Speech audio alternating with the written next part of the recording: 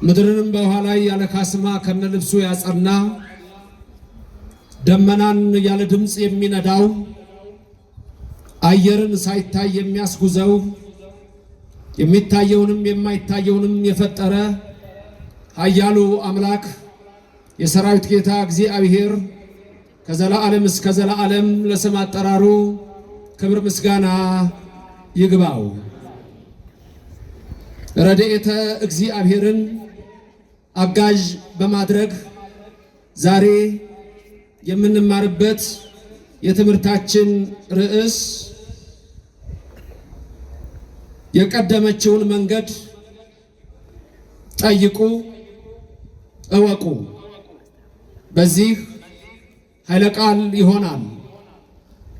ሰው ለሰው አስታዋሽ ነው። ሰው ለሰው አሳሳቢ ነው። በልቡና የሚያሳድር በአእምሮ የሚቀርጽ የቃሉ ባለቤት ሕያው እግዚአብሔር የምትሰሙትን ቃል ሁሉ በልቡናችሁ ጽላት ይጻፍላችሁ። ለእኔም ለምናገረው ማስተዋሉንና ምስጢሩን እንዲያድለኝ አንደበቴንም እንዲያከናውን የቃሉንም ደጅ እንዲከፍትልኝ ሁሉ ጊዜ በጸሎታችሁ አስቡኝ። ይህ ቃል የሚሰማችሁ ሁሉ ሐሳብ ሕሊናችሁ በሰማያት ይኑር። ያላችሁበትንም ስፍራ እወቁ። የጽድቅን ቃል ደስ በሚያሰኙ ጆሮዎች አድምጡ። አንድም እንኳ በዚህ ቅጽር የራሱን ወሬ የሚያወራ ሰው ከቶ አይሰማ፣ በእግዚአብሔር የተጠላ ነውና። ምድርን ባያት ጊዜ እንድትንቀጠቀጥ ለሚያደርጋት ደሴቶችንም ለሚያቀልጠው ኃያልና ብርቱ አምላክ ሁላችሁም ከዚህ ሰዓት ጀምራችሁ ልቡናችሁን ለሰራዊት ጌታ ለእግዚአብሔር አስማርኩ። ትንቢተ ኤርምያስ ምዕራፍ 6 ቁጥር 16 እንዲህ ይላል። እግዚአብሔር መንፈስ ቅዱስ በእኔም በእናንተ ይደር።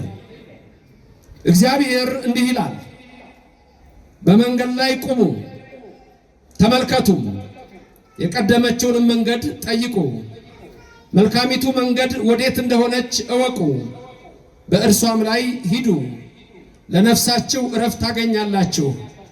እነርሱ ግን አንሄድባትም አሉ።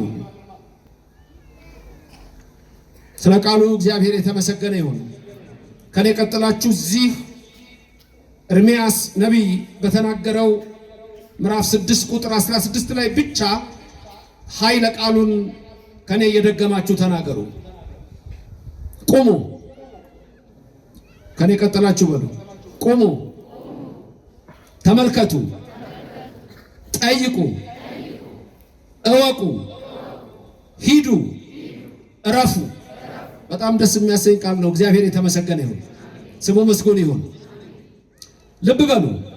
አንደኛ ቁሙ፣ ሁለተኛ ጠይቁ፣ ሶስተኛ እወቁ፣ አራተኛ ሂዱ፣ አምስተኛ እረፉ። ድገሟቸው ውስጥ አንደኛ ምንድነው? ቁሙ። ሁለተኛ ተመልከቱ። ሁለተኛ 6 ናቸው። ሁለተኛ ተመልከቱ፣ ሶስተኛ ጠይቁ፣ አራተኛ እወቁ፣ አምስተኛ ሂዱ፣ ስድስተኛ እረፉ። አሁን እንደገና ቃሉን ስሙት። አሁን 6ቱን ያላችኋቸው እንደገና በዚህ ውስጥ እንስማቸው። እግዚአብሔር እንዲህ ይላል፣ በመንገድ ላይ ቁሙ ተመልከቱ፣ የቀደመችውንም መንገድ ጠይቁ፣ መልካሚቱ መንገድ ወዴት እንደሆነች እወቁ፣ በእርሷ ላይ ሂዱ፣ ለነፍሳችሁ ዕረፍት ታገኛላችሁ። ይሄ ነው። አሁን አጠቃላይ የሚያወራው ስለ መንገድ ነው። ስለ መንገድ ነው የሚያወራው። የሚናገረው ደግሞ የሰራዊት ጌታ እግዚአብሔር ነው።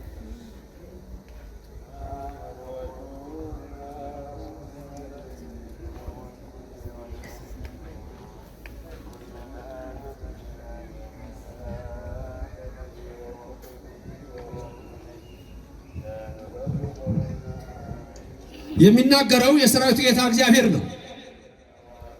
ከአራቱ አበይት ነቢያት አንዱ ኤርምያስ ነው። ከእናቱ ማኅፀን የተመረጠው ቅዱስ ነው። የሚነግረን የእግዚአብሔርን ቃል ነው። ሲጀምር አለ የሰራዊት ጌታ እግዚአብሔር እንዲህ ይላል። ማን ነው አሁን የሚናገረው? የሰራዊት ጌታ ስሙ የተመሰገነ ይሁን። የሰራዊት ጌታ እግዚአብሔር ምን አለ? የሰራዊት ጌታ እግዚአብሔር በመንገድ ላይ ቁሙ። አሁን የሚነግረን ስለ መንገድ ነው። በመንገድ ላይ ቁሙ። 2 ምን አድርጉ? ተመልከቱ። 3ኛ ጠይቁ። 4ኛ እወቁ። 5ኛ ሂዱ። 6ኛ እረፉ። ይህ ትምህርት የኦርቶዶክስን ቤተክርስቲያን በዓለም ላይ ካሉ ከሌሎች እምነቶች የሚለይ ትምህርት ነው። ወይም እኛ የምንከተለው የኢትዮጵያ ኦርቶዶክስ ተዋሕዶ ቤተክርስቲያን ምን ያህል ዓለማችን ላይ ካሉ ሌላ እምነቶች የተለየች መሆኗን ነው የምታውቁት። ምክንያቱም አሁን ስለ መንገዲቱ ሲነግረን በተለይ 2 ቅጽሎችን ልብ በሉ። 2 ቅጽሎች ልብ በሉ ስለ መንገዱ ምንና ምን የሚለውን መልካሚቱ መጀመሪያ የቀደመችውና 2ኛ መልካሚቱ። 1ኛ የቀደመችው፣ 2ኛ መልካሚቱ። ድገሙልኝ። 1ኛ ምን ያለችው? 2ኛ መልካሚቱ። 1ኛ የቀደመችው፣ 2ኛ መልካሚቱ። ምን ቤት? ስለምን ነገረን? አሁን ስለ መንገድ። መንገድ ምን አይነት መንገድ?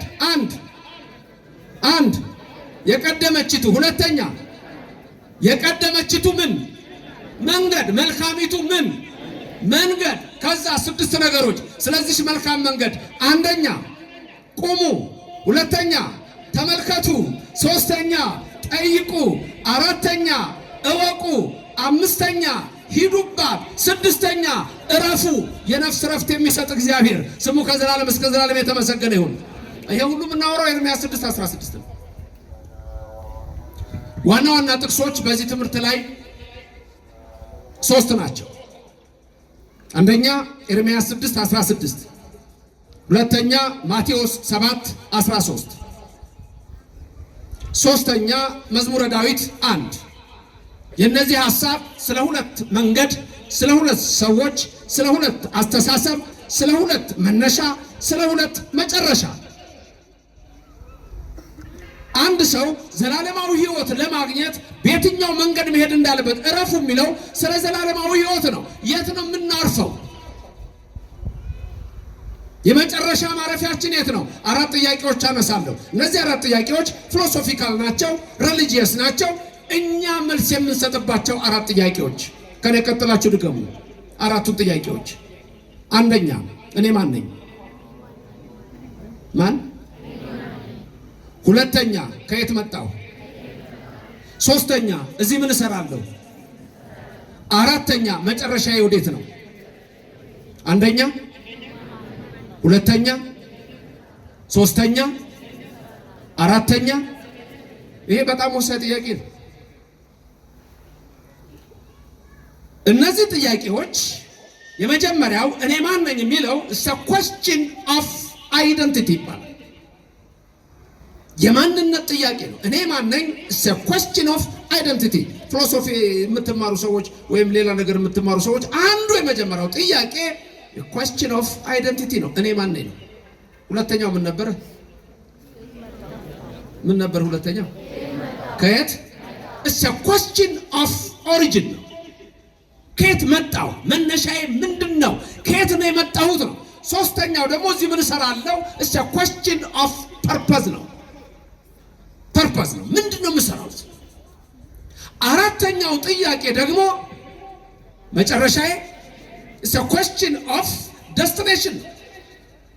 እነዚህ 2 ጥያቄዎች ጳውሎስ ሐዋርያና ቻርልስ ዳርዊንን እንጠይቅ።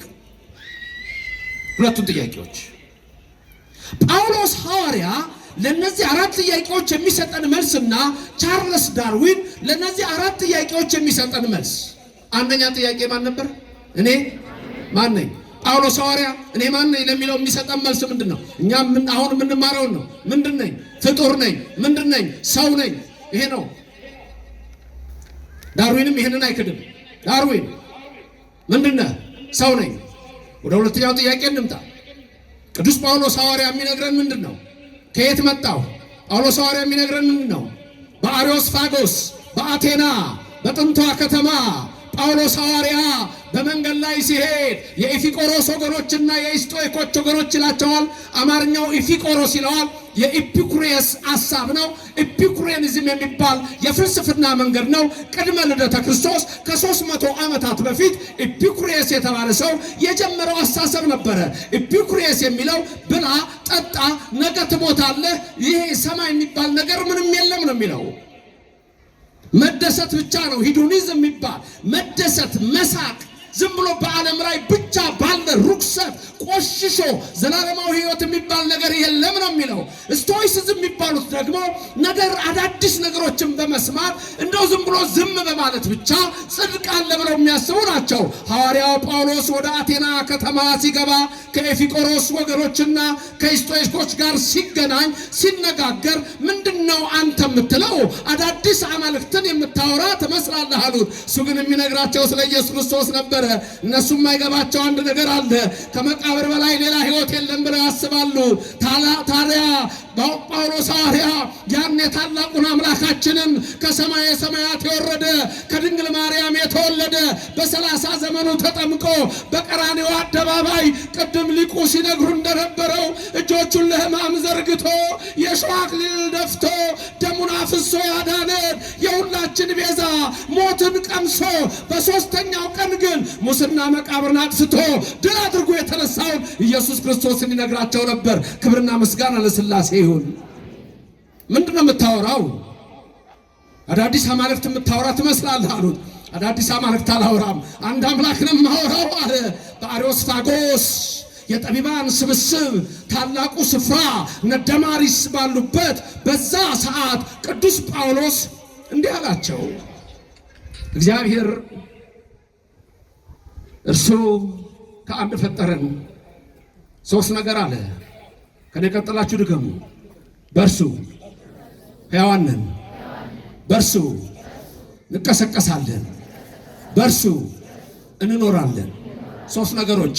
አንደኛ በእርሱ ሕያዋን ነን፣ ሁለት በእርሱ እንቀሳቀሳለን ወይም እንቀሰቀሳለን፣ ሶስተኛ በእርሱ እንኖራለን።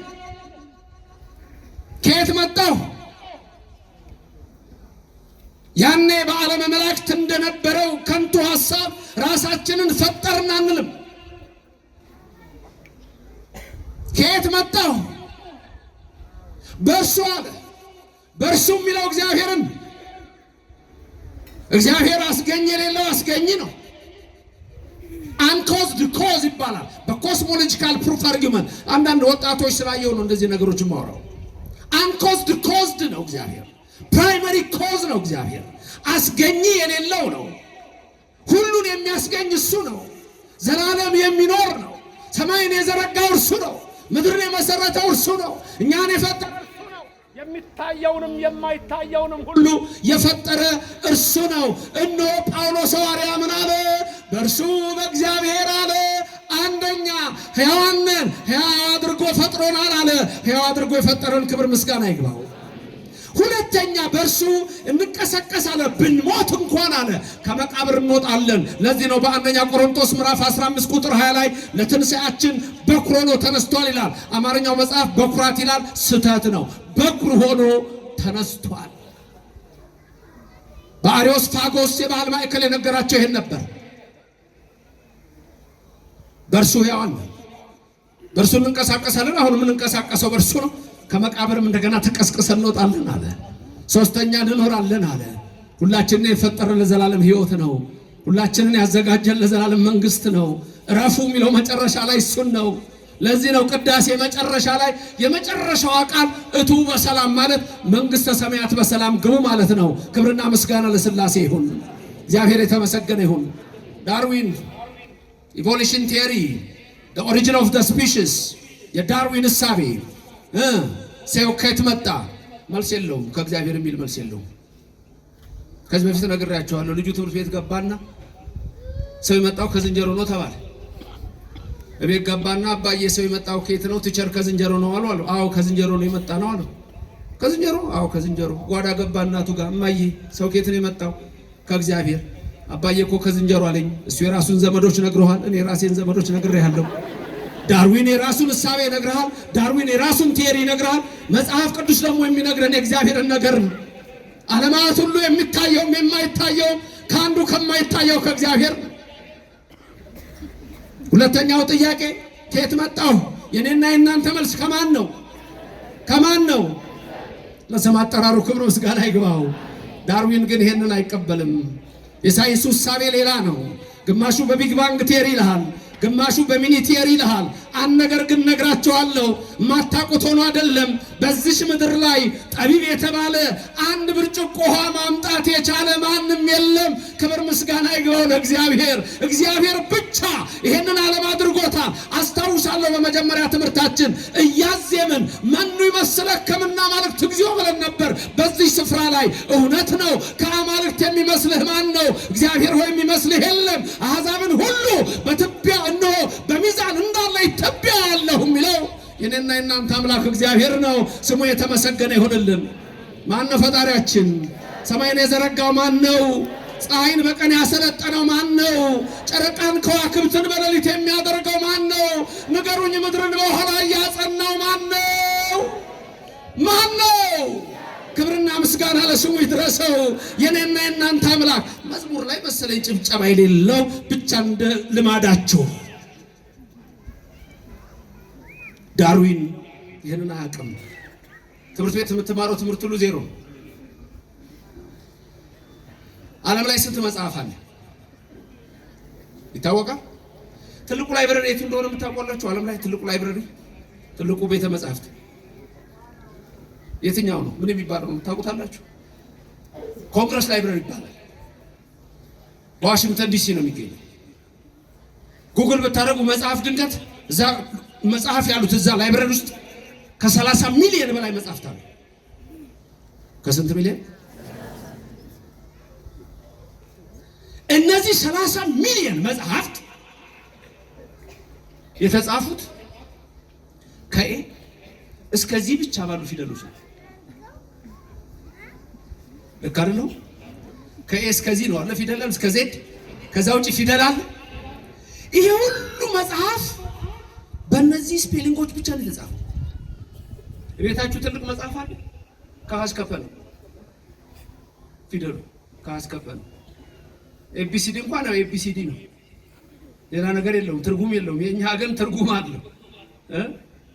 ሀ ብለን ትርጉም አለ፣ ሁ ብለን ትርጉም አለ፣ ለ ብለን ትርጉም አለ። የኛ ፊደል ትዝ ይላችኋል ስንማር እያንዳንዱ እኮ የሚነግረን ሀ ግዕዝ ታስታውሳላችሁ? ሁ ሂ ሃ ሄ ህ ሆ እንደዚህ ብሎ ቁጥር ነው የቆጠራችሁት። አሁን ሀ ስንት አላችሁ? አንድ። ሁ ስንት አላችሁ?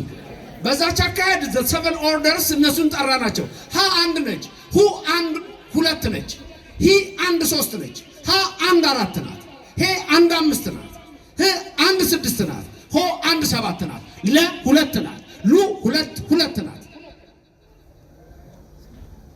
ግን ሌላው ልንገራችሁ።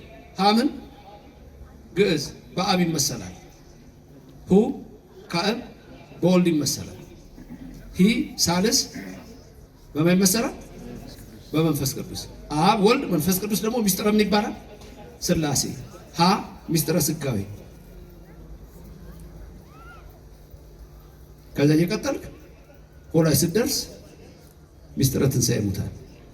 በነገራችን ሁሉ፣ በንግግራችን ሁሉ፣ በባህላችን ሁሉ ፈጣሪያችንን የምናስታውስ ህዝብ ይህ የኦርቶዶክስ ተዋሕዶ ክርስቲያን ህዝብ ነው። ክብርና ምስጋና ለእግዚአብሔር ይድረሰው።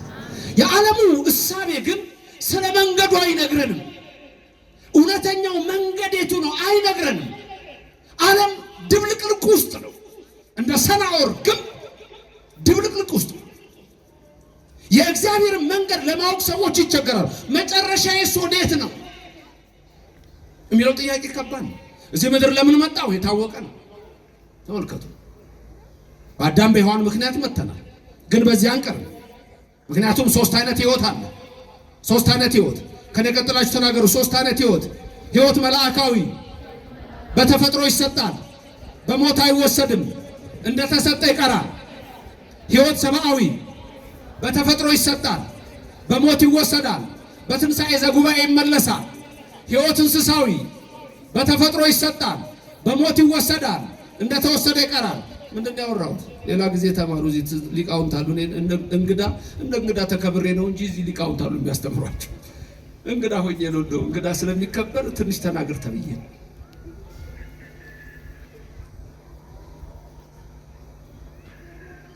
ምን አይነት መንገድ ነበረች? ምን አይነት መንገድ ነበረች? ቅጽል አላት አይደል? ምን አይነት ነች? የመጀመሪያ የቀደመችው፣ ሁለተኛ መልካሚቱ። የቀደመችው መንገድ ማለት ነው። እግዚአብሔር አንድ መንገድ ብቻ ነው የሰጠን። ተመልከቱ፣ የኦርቶዶክስ ተዋሕዶ ቤተክርስቲያን የምትለይበት አንድ መንገድ ነው። ስለዚህ መስቀል ብዙ ጊዜ ስናገር እኔ መስቀል ዲያቆናይዝም ብለናል። አያሳልንም። ዝም በል በእግዚአብሔር ስም የተወገዝኩን አትረብሽ ጉባኤ፣ ዝም በል። ይሄ መስቀል ያስኩት ምሰሶ አለ። ምሰሶ ሕገ ልቡና ነው። ሕገ ልቡና እዚህ ጋር ምሰሶ ሕገ ልቡና ነው።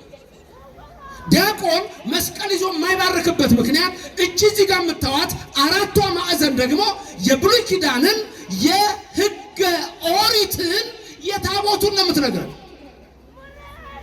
ርኩሳን መናፍስት ባለህበት እርጋ። አሜን በል ሁላችሁ። የጣዖት መንፈስ የወደቀ ይሁን፣ የዛር መንፈስ የወደቀ ይሁን፣ የጨሌ መንፈስ የወደቀ ይሁን፣ የጠንቋይ መንፈስ የወደቀ ይሁን፣ የውቃቢ መንፈስ የወደቀ ይሁን፣ የዲያብሎስ መንፈስ የወደቀ ይሁን። ባላችሁበት የታሰረ ይሁን የርኩሳን መናፍስት ኃይል። የማ መንፈስ ይክበር? እግዚአብሔር የተመሰገነውን አክብሩት። ክብር ምስጋና ለእግዚአብሔር ይድረሰው።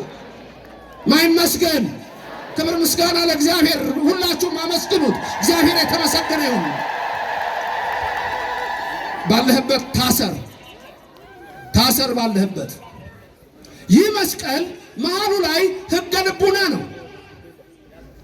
እዚህ የምታዩት ሕገ ኦሪት ነው። ከላይ የምታዩት ሕገ ወንጌል ነው። በኢየሱስ ክርስቶስ ስም ጻጽበ በኢየሱስ ክርስቶስ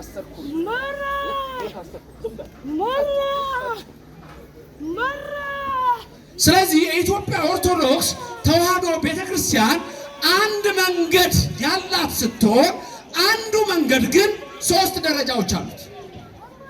ሁላችሁ የሰማችሁ ነው። የሰይጣንን ሐሳብ አንስተውም። ጉባኤ አይበተንም። አንደበቱ የተዘጋ ይሁን፣ ያፈረ ይሁን። አንዷ መንገድ 3 ደረጃዎች አሏት። ከኔ ቀጥላችሁ ሁላችሁ ድገሙ። ሕገ ልቡና፣ ሕገ ኦሪት፣ ሕገ ወንጌል። ሕገ ልቡና ከአዳም እስከ ሙሴ። ሕገ ልቡና ከአዳም እስከ ሙሴ። በዚህ ጊዜ ውስጥ 2 መጽሐፍ ብቻ ተጻፉ እንጂ በሕገ ልቡና ሌላ መጽሐፍ አልተጻፈም።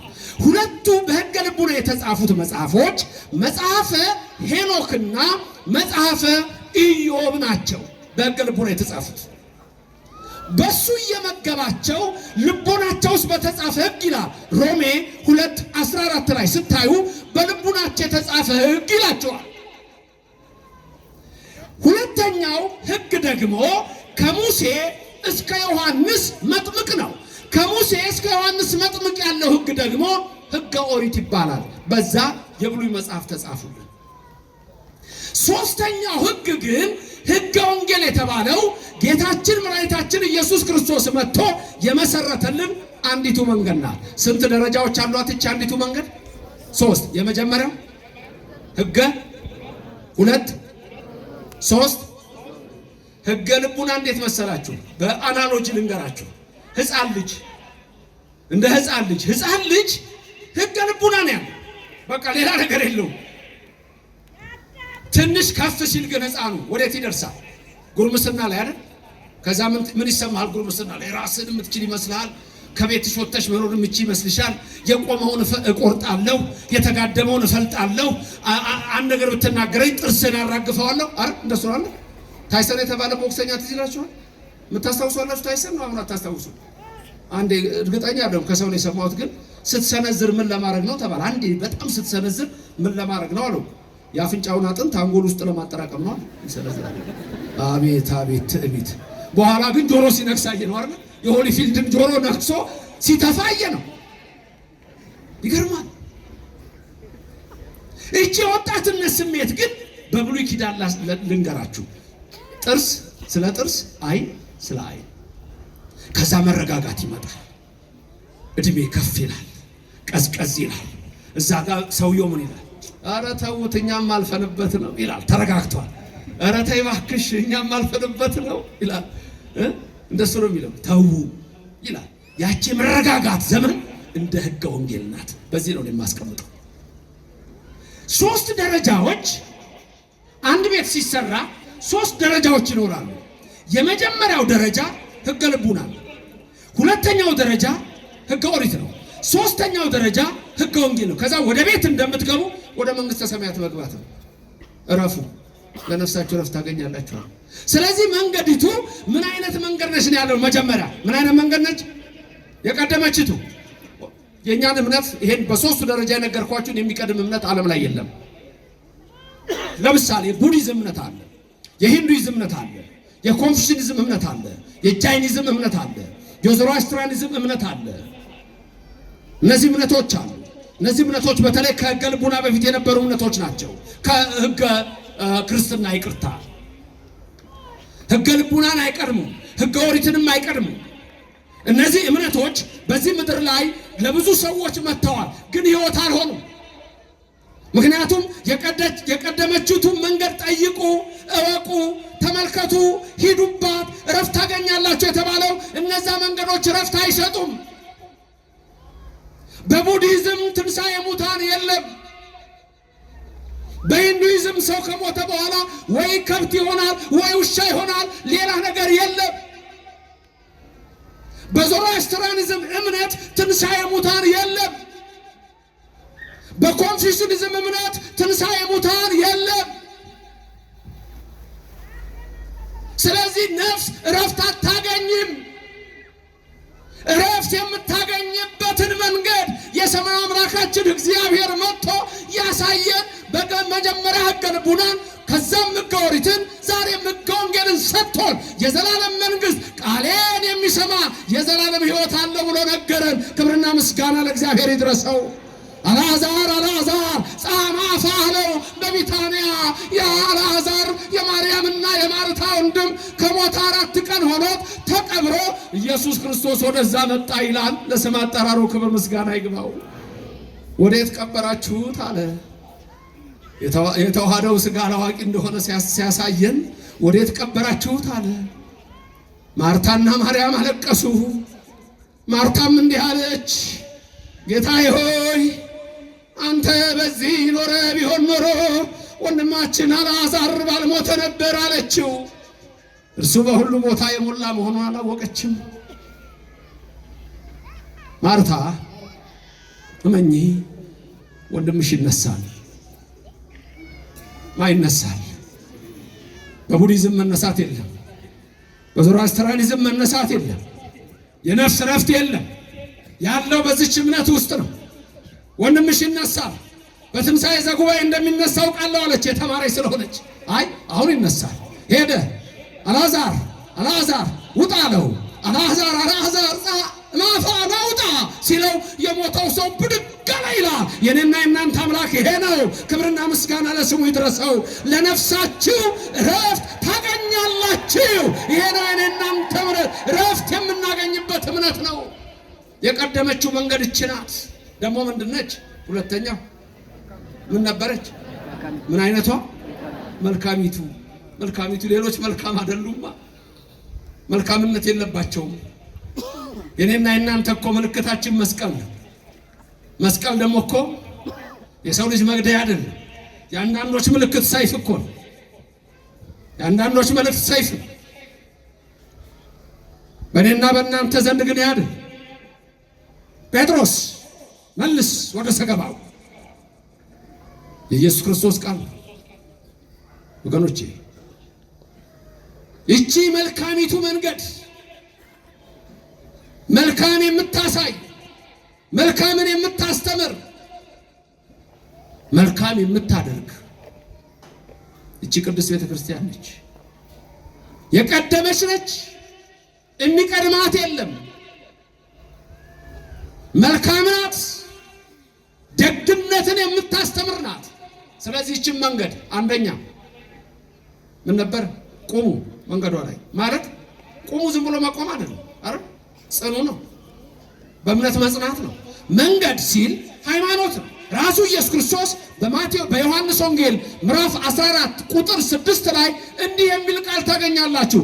አነ ውእቱ ፍኖተ ጽድቅ ወሕይወት። ፍኖት፣ ሕይወት፣ እውነት ኢየሱስ ክርስቶስ ብቻ ነው ይሄን ሊሆን የሚችለው። መንገድ ሲባል አንዳንድ ሰዎች አይገባቸው፣ ሃይማኖት መሆኑ አይገባቸው። ስለዚህ መልካሚቱን መንገድ ጠይቁ ሲል እውነተኛይቱን ሃይማኖት እወቁን። ከቀደመ ጀምሮ ያለችውን ማለት ጥንት ጀምሮ የተመሰረተችው በእግዚአብሔር የተሰራችውን እወቁ። ደግሞ ዕውቀት ያስፈልጋል። አለ ዕውቀት በኦርቶዶክስ ቤተክርስቲያን መኖር አይቻልም። ዕውቀት ግድ ነው። ዕውቀቱም መንፈሳዊ ዕውቀት ነው፣ የዓለማዊ ዕውቀት አለ። አንዱ በጀልባ ላይ ሲሄድ ይጠይቀዋል። እንደ ቱሪስት ነገር ነው። ጀልበኛው ሐመረኛው ጀልባዋን ይዞ እሱ እዛ ላይ ቁጭ ብሎ ያንሸራሽረዋል፣ ደሴቶችን ይጎበኛል። ከዛ ይጠይቀዋል፣ ጌታዬ እንደው አንተ እንደው እባክህ እንደው እስቲ ልጠይቅህ አለው። ምንድነው የምታውቀው? የዚህ አይነት ጥናት ታውቃለህ ይለው። ሰውየው አያውቅም። አይ እንደ አይነት ጥናት አላውቅም፣ እኔ ጂኦሎጂ የሚባል ጥናት አላውቅም። አዝናለሁ፣ 1/4 ህይወትን አታላል።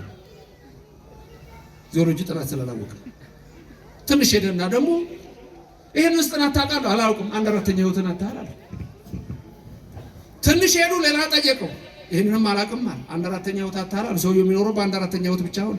እንደ ሰውየው ማዕበል ተነሳ። የጀልባዋ ሹፌር ወደ የብስ ሊቀዝፍ ሞከረ፣ አልቻለም። ማዕበሉ ከፍ አለ። ጌታዬ አለው።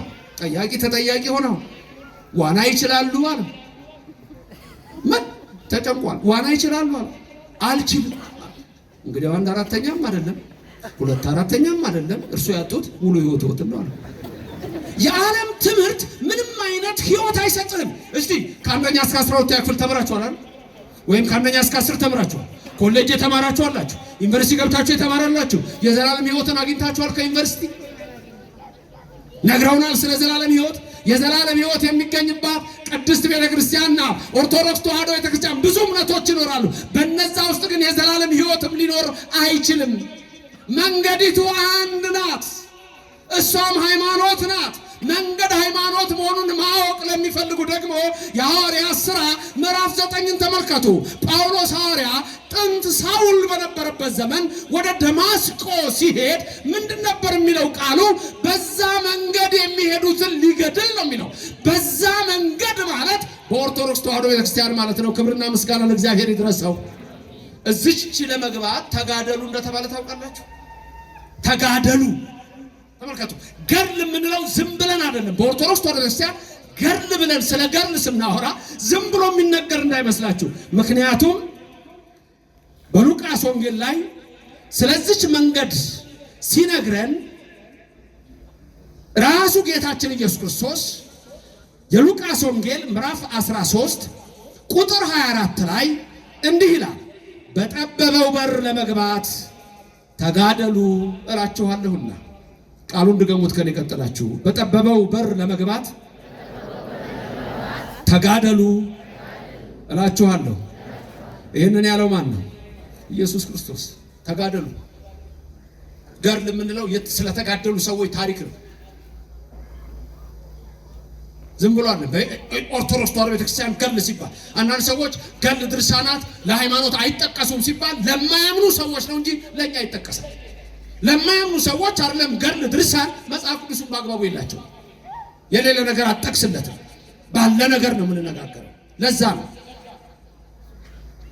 በሰፊው መንገድ የሚሄዱ ብዙዎች ናቸው። እኛ በጠባቡ መንገድ ሂዱ ተብለን በጠባቡ መንገድ ስንሄድ እረፍት ታገኛላችሁ ስንባል ኦርቶዶክስ ምን እንደሆነ ስናል ኦርቶዶክስ ቤተክርስቲያን ካላወቅ እኮ አላወቅም። ለምሳሌ በኦርቶዶክስ ተዋሕዶ ቤተክርስቲያን እዚህ ጋር የምታዩዋቸው ሊቃውንት አባቶቻችን በጠቅላላ ዛሬ መተው መነኩሴ ሆኗል፣ ዛሬ መተው ቄስ አሉ፣ ዛሬ መተው መምህር አልሆኑ። በሌላ እምነት ግን ዛሬ ሄዶ ነገ መንፈስ ቅዱስ ገለጸልኝ ብሎ አስተማሪ ሆነ። የለማ ምንም። እስቲ ልብ በሉ። በምንፍቅና እምነት ውስጥ ማንም ሰው ተነስቶ የፈለገው ነው። ቅድም መጋቢ ሐዲስ ሲያስተምሩ ስለ ኒቆዲሞስ፣ ምክንያቱም የሚቀጥለው ስያሜ ኒቆዲሞስ ስለሚባል ይሄ ሁሉም በኢትዮጵያ ኦርቶዶክስ ክርስቲያን የሚሰጥ ትምህርት ነው።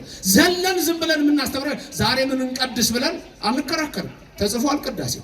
ዛሬ ምስባኩ ምንድነው ዲያቆኑ የሚሰብከው ተጽፏል። ያንን ነው የሚሰብከው።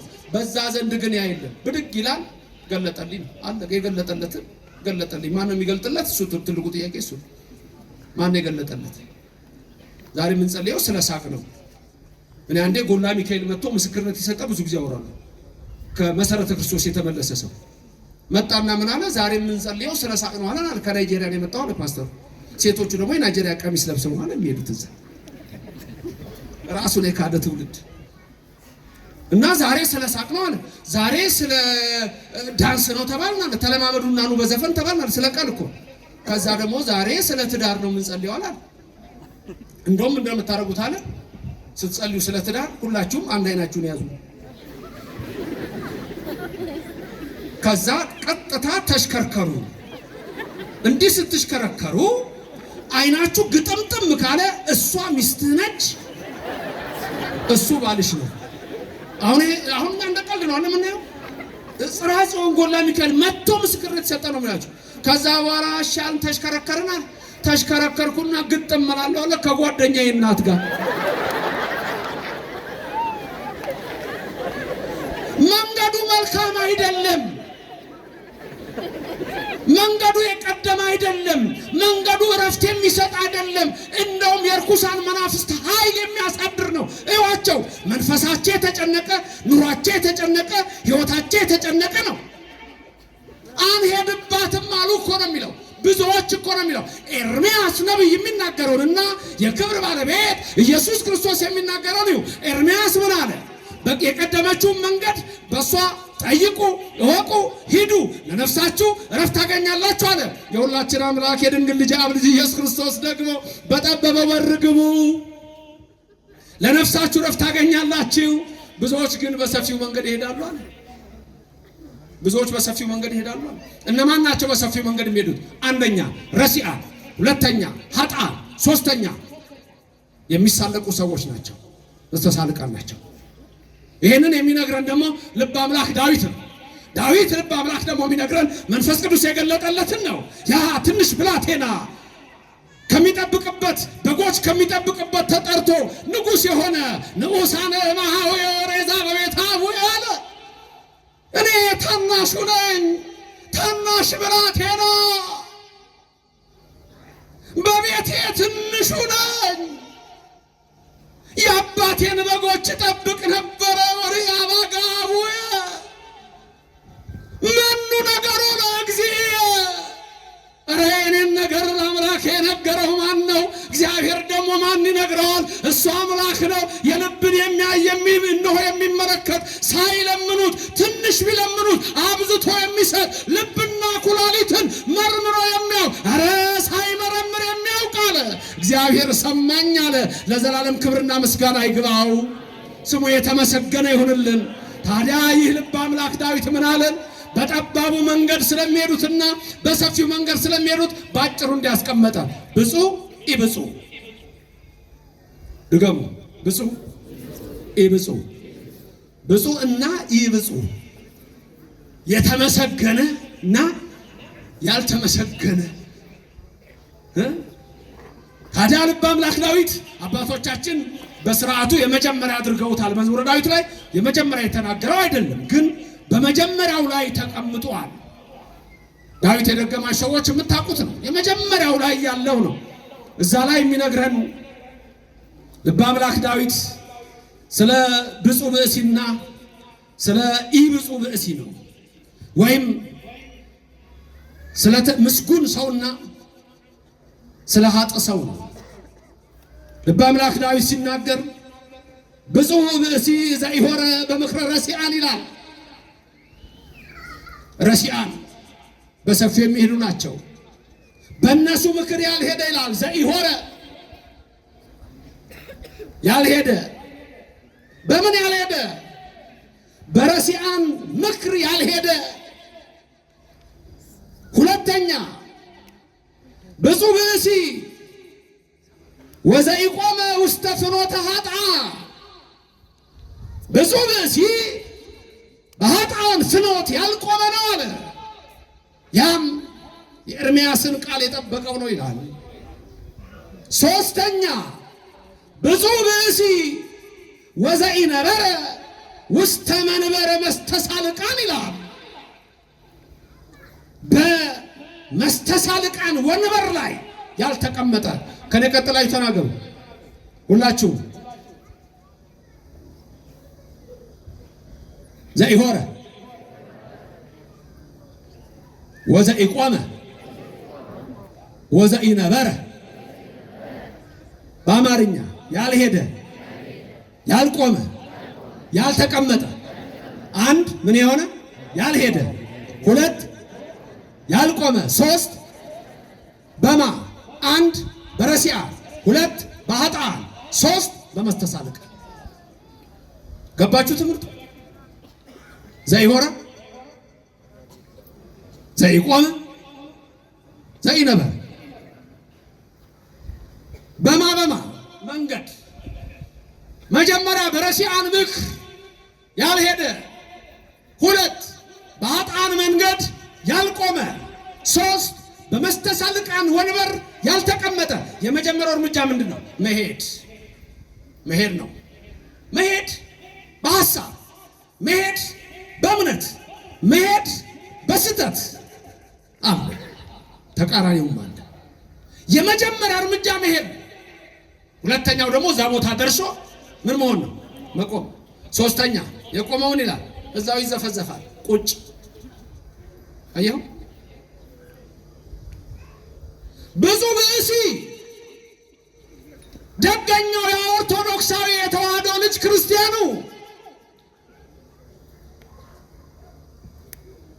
በረሲዓን መንገድ አይሄድም አለ። በዚህ ላጠቃል ትምህርት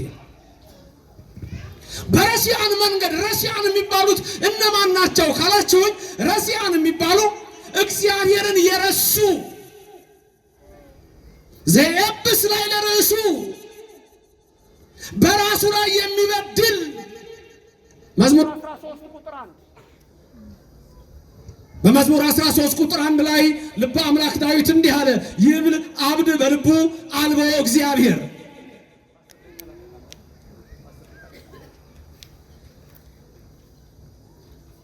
ይብል አብድ በልቡ አልቦ እግዚአብሔር። እነ ሰናክሬም ናቸው ረሲዓን ይላቸዋል። እንጨት ቆርጠው ጠርበው ድንጋይ ፈልጠው አለዝበው ብር ወርቅ አቅልጠው ጣዖት ሰርተው እግዚአብሔርን የሚረሱ እነ ናቡከደነጾር ቁመቱ 60 ክንድ የደረቱ ስፋት 6 ክንድ የሆነ በአቅላ አዱራን አቁሞ እኔ አምላክ ነኝ አለ ናቡከደነጾር። እግዚአብሔር ለ7 ዓመት አውሬ እስከሚያደርገው እውነተኛውን መንገድ ይምራን መድኃኔዓለም። ኃጥአን ደግሞ ሰርቀው ቀምተው አስረው ፈተው ቋንጃ ቆርጠው ቤት ተኩሰው ነፍስ አጥፍተው ገለው የሚዘርፉ ናቸው። መስተሳልቃን የሚላቸው ደግሞ በወንድሞቻቸው ነውር የሚስቁ የሚቀልዱ። ወይም በዚህ በቲክቶክ ላይ እንደምታዩ ጉዱ ተጋለጠ። ተመልከቱ። ስለ ሰው ልጆች ማውራት በሚስጥር ሰዱቃውያን ናቸው። ትንሣኤ ሙታን የለም ብለው አይኑ በፈረጠ እግሩ በተቆረጠ የሚስቁ ያለ በራሳቸው ትንሣኤ ሙታን የለም ብለው የሚክዱ የዘላለም ረፍት የሌላቸው ናቸው።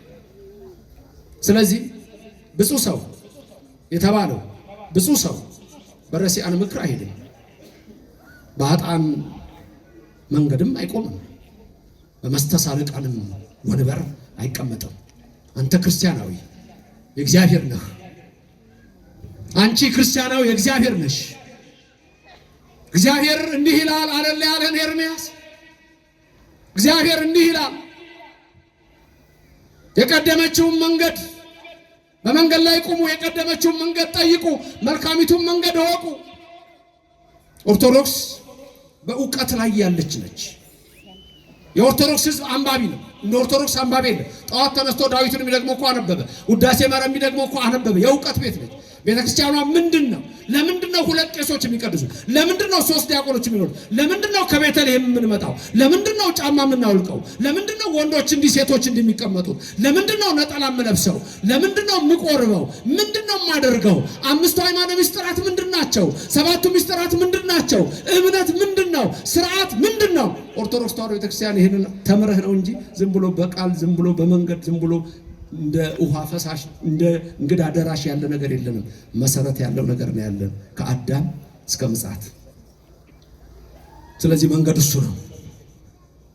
የኔና የናንተ መንገድ ሃይማኖት ማለት ኢየሱስ ክርስቶስ ስለ ሁላችን መተላለፍ ቆሰለ።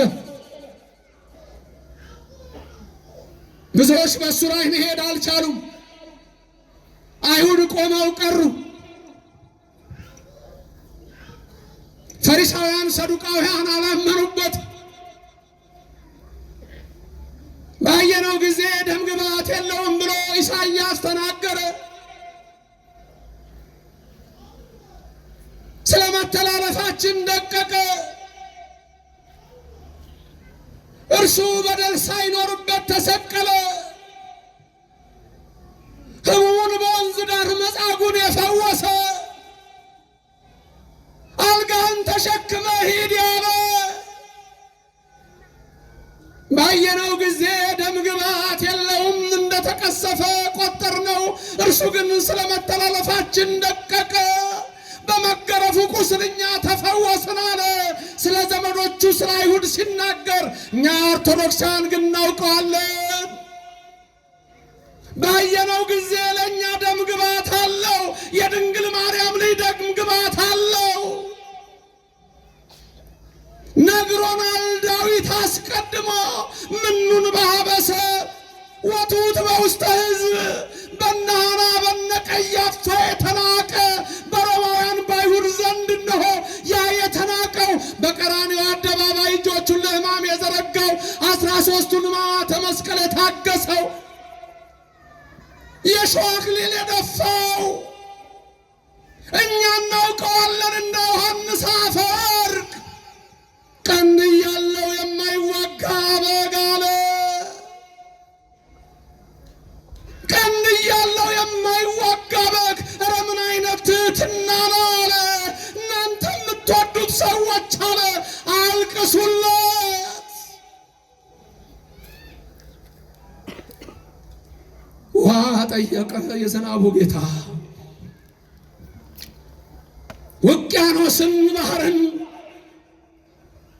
ለሰው ልጆች የሕይወት ውሃ የሚሰጠውን እሱን ሐሞትና ከርቤ የሰጡት አላወቁትም። ዓለም ተስፋቸውን አላወቁትም። የሕይወትን ራስ ሰቀሉት። እሱ ነው ሕይወታችን። እሱ የዘላለም ሕይወት። እጆቹን ለሕማም ዘረጋ። አይሁድ ልብሱን ገፈፉት። የአምላክ እርቃን አይታይም ብላ ፀሐይ ጨለመች፣ ጨረቃ ደም መሰለች፣ ከዋክብት ረገፉ ይላል። ዛሬ ቅዳሴ ሥጋው ደሙ ለድርገት ሲወጣ ተሸፍኖ ይወጣል። ሌሎች ግን አላወቁትም፣ ይገልጡታል። እንደ አይሁድ ይገልጡታል። የኦርቶዶክስ ተዋሕዶ ቤተክርስቲያን መልካሚቱ መንገድ የቀደመችቱ መንገድ ብሉይ ከአዲስ የሚፈጸምባት ቅድስት ቤተክርስቲያን የምታስተምረን በምናየው ነገር ሁሉ ነው። ወገኖቼ በቀናው መንገድ የሄደው ኖህ ከጥፋቱ አዳን። በቀና መንገድ የሄደ ሄኖክ አካሄዱን ከእግዚአብሔር ጋር አደረገ አለ። ሄኖክን ዘፍጥረት 5:22 አካሄዱን ከእግዚአብሔር ጋር አደረገ አለ። ተመልከቱ፣ አካሄዱን ከእግዚአብሔር ጋር አደረገ፣ መንገዱን ከእግዚአብሔር ጋር አደረገ። እግዚአብሔር ከእናንተ ጋር ይኖርላችሁ።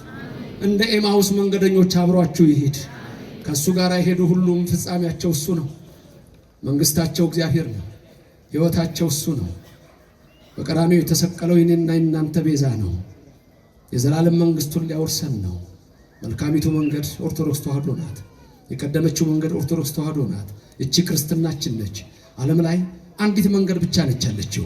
በፕሮቴስታንቱ ዓለም በአሁን ሰዓት ወደ 40 ሺህ ነው ያለው። ወደ 40 ሺህ የእምነት ድርጅት። ወዴት ነው የሚኬደው? ሲጠሯችሁ ግን ወዴት ነው የሚጠሯችሁ? በዚህ ጋር ሙሉ ወንጌል ይላል፣ በዚህ ጋር መሰረተ ክርስቶስ ይላል፣ በዚህ ጋር የሆነ ነገር ይላል፣ በዚህ ጋር የሆነ ነገር ይላል። ወዴት ነው የሚወስዷችሁ? ባቢሎን። ፍጻሜው ርኩሰት ነው። ስራቸው የገሞራ ነው። ወይናቸው ከሰዶም ነው። በዓለም ላይ ያሉ ዛሬ በብዙ የፕሮቴስታንት እምነቶች በውጭ ሀገር ብትሄዱት ዌልካም ኦል የሚል ይጻፋል። ይሄም ለሁሉም እምነት ውሸት ሆኗል። አንተ ግን ኦርቶዶክሳዊ ወደ ተራራው ሸሽተህ አምልጥ ነው የተባልከው። ወደ ተራራው ሸሽተህ አምልጥ። እግዚአብሔር ሁለቱን መላእክት በመሸ ጊዜ ይላል ኦሪት ዘፍጥረት 19 ቁጥር 1 ላይ ሚካኤልና ገብርኤል ናቸው ወደ ሰዶም ከተማ ገቡ ይላል። ያኔ እግዚአብሔር በሰዶም፣ በገሞራ፣ በሱማማ፣ በሲባዮ በእነዚህ በአምስቱ አውራጃዎች በአዳማ የእግዚአብሔር ቁጣ ነደደ። ሰዶም ቅሰፈን ቅሰፈን እያለ ይጸለይ ይችላል። ቅሰፈን ቅሰፈን ብለው እንዴት ይጸልያሉ? ኃጢአት ሰርቶ ንስሐ ለመግባት ቅሰፈን ቅሰፈን ማለት ነው። የጊብዓ ድፍረት ዛሬ እምነት ሆኗል። የሰዶም ሕይወት ዛሬ ለብዙዎች ርኩሰት እንደ አዲስ ሕይወት ተቆጥሯል። አንተ ኦርቶዶክሳዊ ወደ ተራራው ሸሽተህ አምልጥ። ተራራዋ ኦርቶዶክስ ተዋሕዶ ቤተክርስቲያን ነች። ተራራዋ ቅድስት ቤተክርስቲያን ነች። አንተም ያቺ ተራራ ድንግል ማርያም ናት፣ መሸሸጊያ ናት። ወደ ምስራቅ ተመልከቱ ይላል ዲያቆኑ ቅዳሴ ላይ። አሁን ምጽአቱን አስቡ ነው። አንድም ምስራቅ ጽሑት እመቤታችን ድንግል ማርያም ነች። በምልጃዋ ተጠለሉ ነው። ኖህ ወደ መርከብ ውስጥ ገባ። ወደ ኦርቶዶክስ ተዋሕዶ ቤተክርስቲያን ምሳሌ የሆነችው መርከቢቱ የዛሬ ቅድስት ቤተክርስቲያን ናት። አንድም መርከቢቱ 3 ክፍል አላት። በሐልዮ በነቢብ በገቢር ንጽሕት የሆነች ድንግል ማርያም ናት። እንደ ድንግል ማርያም ንጽሕት አለ፣ እንደ ድንግል ማርያም ቅድስት አለ። 3 ግርማ አላት። የባለሟልነት ግርማ አላት በሥላሴ ዘንድ፣ የመወደድ ግርማ አላት በመላእክትና በእኛ ዘንድ፣ የመፈራት ግርማ አላት በአጋንንትና በመናፍቃን ዘንድ። እሷ የአምላክና እግዚአብሔር የመረጣት ያከበራት